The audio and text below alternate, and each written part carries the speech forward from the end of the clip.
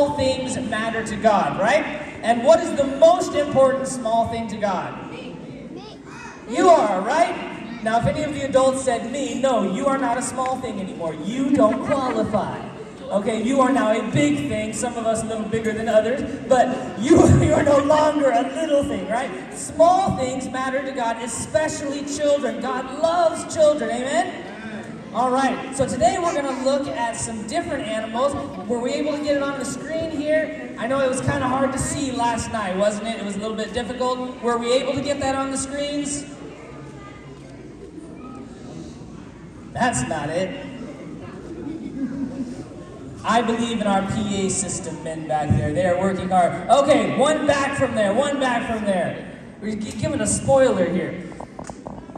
Back it up, back it up. Oh, okay. So it's not working. Okay, that's all right, that's all right. So how many of you have seen one of these before? Okay, what is this? There we go, there, it's on the screen. Thank you. So probably we just mixed up our slides, but that's okay. So this is a butterfly, right? How many of you enjoy looking at butterflies? Are butterflies beautiful? Butterflies are one of the prettiest of animals I think out there. But do you know there's something about butterflies? They may look very smooth and soft, but do you know, and we can go back to that other slide, they actually have tiny little scales that make up their colors. Did you know that butterflies have scales? Not feathers like birds. It's not all smooth. It almost looks like a fish, right? But butterflies fly. Butterflies have wings. They have scales. It kind of reminds me of a dragon, right? Maybe we should start calling them dragonflies instead of butterflies. Oh, that's already taken. Okay, never mind. Well, butterflies are really cool. They're actually kind of tough, right? Can you picture a butterfly like flying up to a flower like, what you looking at, flower? Come at me. Like, butterflies are tough. They got scales. It's pretty amazing. All right, let's look at another animal here. We have our next slide up there. All right, how many of you have seen one of these before? What is that? A peacock, absolutely. Do you know that peacocks actually do not have colorful feathers? Now look at that up there. Does that look like colorful feathers? It looks like colorful feathers, but do you know that the colors on a peacock are not the same as other things you see? Like a cardinal or a blue jay or something, they don't actually have colorful flowers. In fact, they have brown feathers. Now if you look at that, does that look like brown feathers?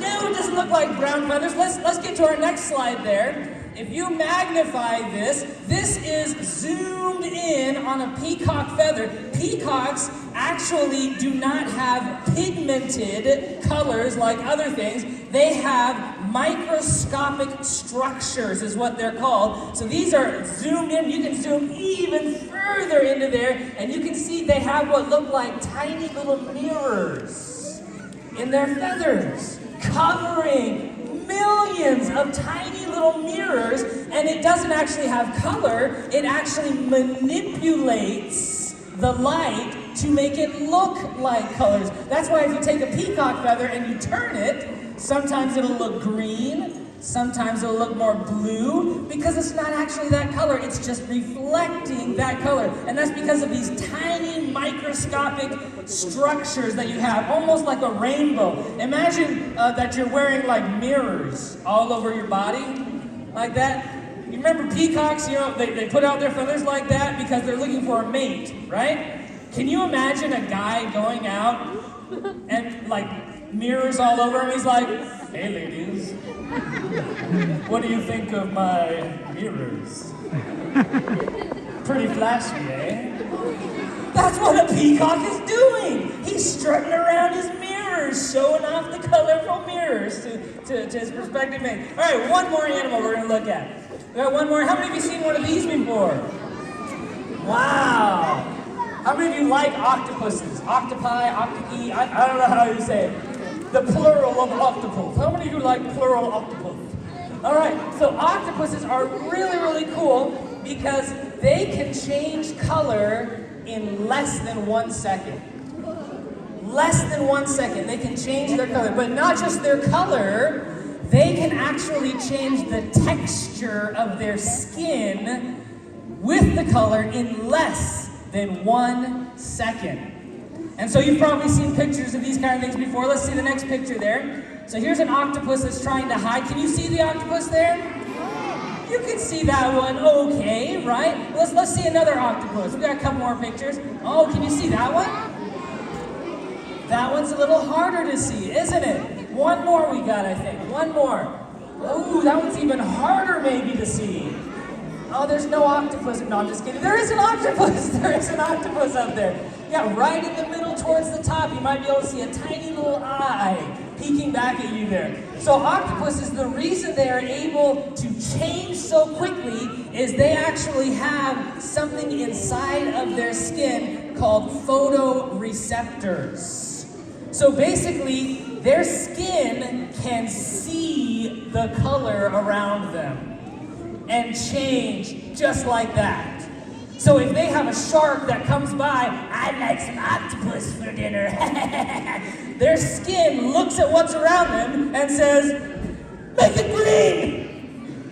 And they become green and grassy-like, right? Or if they're over here, they make me purple. And they become purple and flowery, and they look just like a flower. So they can match just like that. That is amazing, isn't it? And that's because of these things inside their skin. The little things make a big difference sometimes. How many of you remember a little person in the Bible? Who do you think I'm thinking about? You guys sang about him this morning, some of you. He was a wee little man. No, not Zacchaeus. Why would you guess Zacchaeus? Of course it's Zacchaeus. Zacchaeus, right? What was Zacchaeus' job? He was a tax collector. Did that make people like him a lot? Were people like, oh, Zacchaeus, my friend, he came to see me today? That is not what people said when Zacchaeus came to their door, was it? No, people were very unhappy. Why? Because Zacchaeus collected money from them, right? And did he just take what he was supposed to? No, he would take extra. And did they have to pay it? They did. Zacchaeus would cheat. He would lie. He didn't care about other people very much. He was good at his job. He was powerful, but was he happy? Zacchaeus was not happy. Zacchaeus was kind of like a miniature bank robber, right? Like if he came up to your house, he'd be like, hey, give me all your money. And they had to give him the money. He didn't even have to use a gun or anything. He would just come up to their door, give me all your money, and they had to give their money away. Can you imagine if somebody came to your door and you're just eating breakfast, having a good time, and somebody knocks on your door, a short little man knocks on your door and says, give me all your money. And your dad's like, well, I guess we're not going on family vacation this year because the tax collector came and took all of our money. So we're going to go to the zoo instead of going to Hawaii. Sorry, guys. Would that be cool? No, that wouldn't be cool. So Zacchaeus was very unhappy until what happened? Until Jesus came into his life, right? When Jesus comes into your life, does it change things? Yes. Now, Zacchaeus changed. He gave all that hard-earned money, all that money that he'd worked so hard to get, he gave it away to the people around him. But he became honest. He started telling the truth. He started sharing all of these things, and it made him a happier person. So here's the point that we want to make. I'm trying to speed this up. I know you guys are hungry.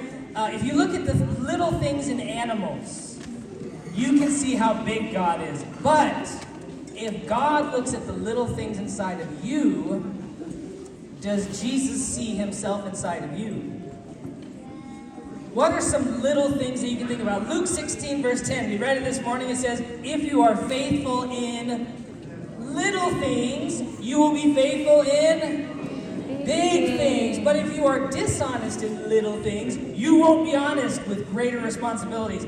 So the little things in your life can magnify God. It can help people to see God more. Here's some things. I'm just going to give you some ideas, and then maybe you can give some.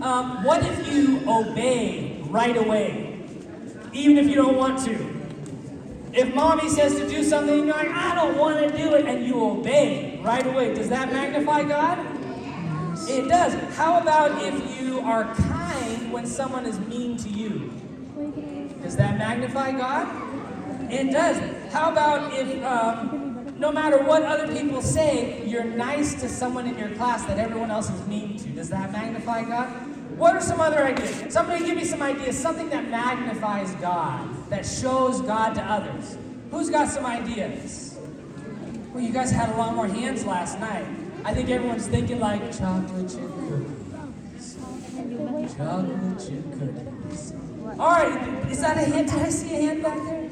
No, you were just stretching. Okay, so there are things that can show God to other people. There are also some things that don't show God. What if, an octopus, we talked about the octopus, you remember it can change just like that, right?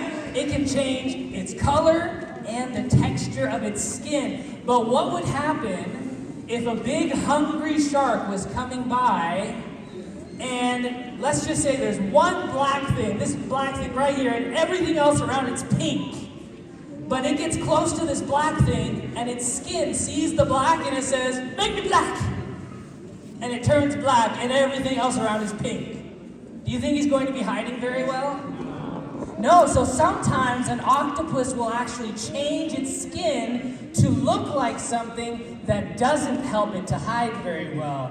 And it gets eaten by a shark instead of hiding. So, with us in our lives, it's good to have the little things, but what if the little things start matching the wrong thing? What if we start matching those who are making fun of people? Oh. What if we see people on TV who are disobedient to their parents? And we say, hey, that looks like a good idea. I think I'm going to do that too. Some of you are like, no, I value my life way too much for something like that. No.